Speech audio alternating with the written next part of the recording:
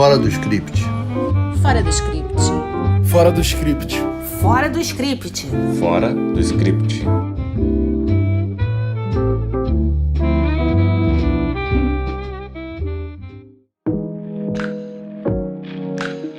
Olá, sejam muito bem-vindos ao nosso podcast Fora do Script, o seu podcast de dicas do streaming. Hoje estamos bem felizes de falar sobre duas pioneiras do audiovisual, duas mulheres de enorme talento, grande tenacidade e muita personalidade. Mary Tyler Moore é retratada em Mary Tyler Moore, a Dama da TV, em cartaz na HBO, que, aliás, foi indicado ao Emmy como melhor documentário em 2023, e Lucille Ball está em Lucy Daisy, documentário disponível na Amazon Prime Video. Duas mulheres de respeito, não? Sou Denise, advogada e roteirista, apaixonada por direito e por dramaturgia e fã de mulheres pioneiras. Eu sou a Letícia, roteirista, jornalista e fã de séries policiais. Eu sou a Renata, jornalista e roteirista, apaixonada pelo audiovisual argentino e europeu. Bem, eu devo ser confessional aqui. Tal qual a Letícia, vi muito a série de Mary Tyler Moore na minha adolescência e foi minha inspiração de vida, quando nem se falava em mulheres inspiradoras. Aquela personagem que se mudava de cidade e de emprego depois de romper com o noivo, que morava sozinha, que tinha amigas legais, colegas de trabalho divertidos e adorava o chefe, era a pessoa que eu queria ser quando crescesse. Estamos falando de meados da década de 70 do século passado. Além disso, era super elegante, seu guarda-roupa era super moderno. Eu acho assim que essa série foi realmente revolucionária. Foi um sucesso de público e audiência, rendeu muitas temporadas, foram 168 episódios em 7 anos e dela outras 6 séries foram filhotes. A série Lu, que era o personagem, que era o chefe da Mary, a série Rhoda, que era sua melhor amiga, e a série Phyllis, que era sua vizinha. Além disso, a roteirista desse show era uma mulher de muito talento, Treva Silverman, que fazia um humor assim mais sofisticado e que foi a primeira mulher roteirista a ganhar um Emmy. I Love Lucy tem uma história um pouco diferente, já que não retratava uma mulher emancipada, mas um casal. Aliás, o título I Love Lucy evocava justamente a presença de um homem, que era Desi Arnaz, que fazia o marido de Lucy e era o marido na vida real de Lucille Ball. Essa série foi transmitida de 1951 a 1957 e é considerada um dos programas de maior sucesso na TV. Em 2002 foi eleito o segundo melhor programa da história da TV. Em 2007 foi incluído na lista da revista Time como um dos 100 melhores programas de todos os tempos. Bateu recordes sucessivos de audiência. Contava com um excelente roteirista e assistindo o documentário vocês verão a importância dele para o sucesso da série e mostra Lucille Ball com todo o seu vigor de comédia. Uma comédia mais física, diferente de Mary Tyler Moore. Além de pioneiras, essas duas mulheres incríveis eram artistas muito versáteis. Mary, na origem, era bailarina. Certo, Renata? Pois é.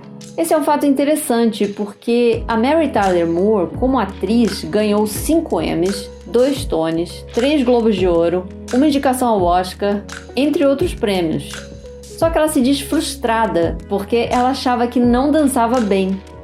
Olha, eu posso dizer que isso não é verdade e que essa autocrítica dela é absurda, mas eu não quero dar spoiler aqui. Quem assistiu ao documentário vai entender o que eu tô falando. E é aquela história, né, Denise? Ela tá preferindo ver o copo meio vazio do que o copo meio cheio, não é? Antes de ser atriz, Lucille, uma mulher muito bonita, foi modelo. Depois expandiu sua vida a ponto de ser empresária e dona do estúdio Desilu. Passou pela perseguição anticomunista, como se vê no filme Apresentando os Ricardos, com Nicole Kidman e Javier Bardem, sobre o qual falamos no episódio 18. A diferença do filme para os documentários é que no filme há um recorte de uma semana, tempo em que Lucille enfrenta dilemas no seu show. Já os documentários têm outras estruturas, como a Letícia vai explicar para vocês agora. Pois é, Denise, os dois documentários eles têm uma estrutura bem tradicional, são duas biografias audiovisuais, claramente, e eles até não seguem uma, entre aspas, tradição, né, ou um cânone que é você fazer um recorte da história que você quer contar, né? Eles contam a vida das duas cronologicamente, enfim, sem muitos arroubos de criatividade aí. Agora, é preciso observar o seguinte: quando você conta a vida de uma pessoa, né, a vida de qualquer pessoa, ela tem altos e baixos, tem momentos de dor e momentos de glória. Muitos documentários biográficos brasileiros ignoram isso e fazem filmes assim, ou séries muito chapa branca, em que parece que tudo que aconteceu foi lindo da vida da pessoa, ou quando ela passou por algum momento mais difícil, não tem o espaço do contraditório e fica meio passação de pano, meio oficialesco, como numa intenção apenas de agradar quem é fã daquela personalidade. Particularmente eu não gosto. Eu gosto de ver o contraditório, eu gosto quando os personagens dos documentários, né, os biografados, eles são postos à prova, porque isso também faz com que aquela pessoa fica maior para você, né? Todo mundo que passou por um percalço, isso é um aprendizado de vida também e torna muito mais sedutor. Esses dois documentários são muito legais nesse aspecto, tecnicamente são muito bem feitos, né? O da Lucy se vale de imagens maravilhosas do programa, é super bem editado. E no da Mary Tyler Moore, os roteiristas, nossos queridos coleguinhas, usaram uma estratégia narrativa que eu achei que funcionou muito bem.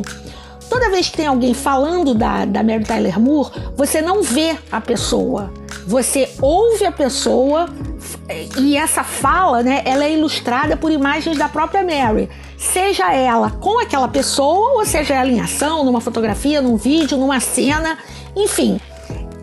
É claro ali que eles quiseram deixar a Mary Tyler Moore como protagonista absoluta dessa história. Um protagonismo que é muito justo, né? Porque é uma atriz, uma apresentadora e que tanto fez pelo feminismo, embora não se dissesse feminista. É uma história bem legal e, enfim, é muito legal falar dessas duas mulheres incríveis, né? Letícia, tanto a Lucy como a Mary eram muito populares pelo talento que tinham. As duas furaram esse ambiente tradicionalmente masculino da indústria audiovisual dos Estados Unidos e colocaram a marca delas nos seus programas. O documentário da Mary Tyler Moore começa com ela dizendo em uma entrevista na década de 1960 que, abre aspas, mulheres deveriam ser seres humanos primeiro, depois mulheres e depois esposas e mães. Fecha aspas. Eu acho que é fundamental uma entrevista dessa ser mostrada nos dias de hoje para relembrar a luta dessas pioneiras. Uma outra frase da Mary importante para o momento atual é, abre aspas, não envelhecemos, só melhoramos, fecha aspas. Olha, a Mary e a Lucy, elas foram únicas e inspiraram muita gente. Isso fica bem claro nos dois documentários, de como a Lucy foi uma inspiração para Mary Tyler Moore e como elas abriram uma porta enorme para futuras atrizes e comediantes mulheres. Denise. O que eu gosto nessas duas artistas, além do talento delas, que já seria suficiente, ou mesmo a generosidade de abrir portas para outras, Lucille menciona Mary de uma forma muito carinhosa, como se vê no documentário. Aliás, ambos os documentários há referências cruzadas de uma e outra. Eu admiro a atitude de vanguarda feminista, assim, sem ser panfletária. Elas tinham atitudes de mulheres que são donas de suas vidas e pronto. Admiro imensamente isso. O casal Lucy e Desi inventou muitas coisas na TV. Reprise de programas, show gravado de uma só vez com plateia. E por fim eles compraram o estúdio e viraram empresários. Sempre abrindo oportunidade para outras séries, né? Nesse estúdio foram gravadas outras séries. Entre elas, adivinhem qual? Bingo! Mary Tyler Moore. A Mary também teve sua própria empresa, também em algum momento eles chegaram a produzir 7 programas, 7 sitcoms, né? E todas de muito sucesso, enfim. As duas tinham muito essa ideia de abrir espaço para outras pessoas, talvez motivado pelos perrengues que elas passaram até chegar lá, né? E os programas, né, que as consagraram, I Love Lucy, o Mary Tyler Moore, eles deram filhotes no mundo todo. No Brasil, por exemplo, pouco depois de estrear I Love Lucy, a Eva Vilma e o John Herbert, eles fizeram a Lodossura, que era muito inspirado no programa americano. E de uma certa maneira, dá pra gente dizer que Malu Mulher, ele vem, né, ele é filho de Mary Tyler Moore. Ou seja, Nossas amigas Lucy e Mary eram mulheres avant la lettre, certo, Renata? Letícia, por falar em pioneirismo, a Mary Tyler Moore foi a primeira mulher a aparecer com calça comprida na TV. Ela também protagonizou o primeiro show como uma mulher independente. E o curioso é que ela soube a hora de parar, de mudar a vida, de fazer teatro em Nova York, superando uma experiência ruim nos palcos. A Mary foi corajosa na carreira e também na vida pessoal, tanto que dá em cima descaradamente de um médico muito mais jovem do que ela e que acabou se tornando seu último marido. Essa ousadia e versatilidade da Mary Tyler Moore se refletiam nas roupas elegantes que ela usava e nos tipos de cabelo que eram moda na época. A Mary e a Lucy acompanharam as mudanças da TV, começando em preto e branco, e evoluíram para a TV a cores, com shows de sucesso. E para quem acha que o sucesso subiu a cabeça, a coisa foi bem diferente disso, né, Denise? Nunca agiram como tolas, como deslumbradas, deram um incrível exemplo de sororidade e generosidade, mostraram que há lugar para todo mundo no mundo. Então, no meio tão competitivo como o show business, vamos combinar que isso é pouco comum. Eu acho que a gente precisa pensar que chegar ao estrelato não é fácil, né? Hoje em dia você vê as pessoas nas redes sociais, tal coisa, mas é tudo muito bonito, tudo muito filtrado, mas quando você vê esses dois documentários, você percebe que você alcançar o topo da carreira, e não importa qual a carreira, nem de longe é uma coisa simples, não é uma fada que vem e bate uma varinha de condão na sua cabeça.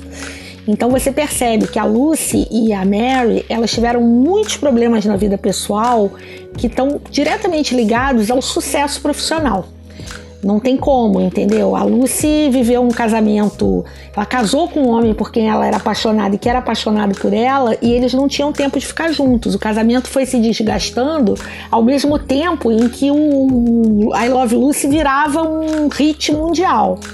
A Mary perdeu um filho também, numa circunstância muito obscura. O filme passa meio assim, a reboque nessa história, enfim. Mas o que eu acho mais legal na história da Mary Tyler Moore é que em algum momento, né, ela passa mal, ela é levada para um hospital e ela descobre que ela tem uma diabetes assim monstruosa. Ela escapa de morrer por muito pouco. E ela não se deixou abater por isso, e mais do que isso, a partir dali ela se tornou embaixadora da causa da diabetes juvenil. E ela fazia eventos, chegou a palestrar no congresso sobre isso, enfim, foi uma causa que ela levou para a vida. Isso eu achei muito bacana na história dela. Vamos ao momento cena marcante. Qual foi a sua cena marcante, Renata? Então, Denise, eu selecionei uma cena do documentário da Lucy que demonstra bem a questão do empoderamento feminino. A Lucy está sentada na mesa do presidente da empresa e aí chega o Desi. Ele fala que ela está sentada no lugar dele.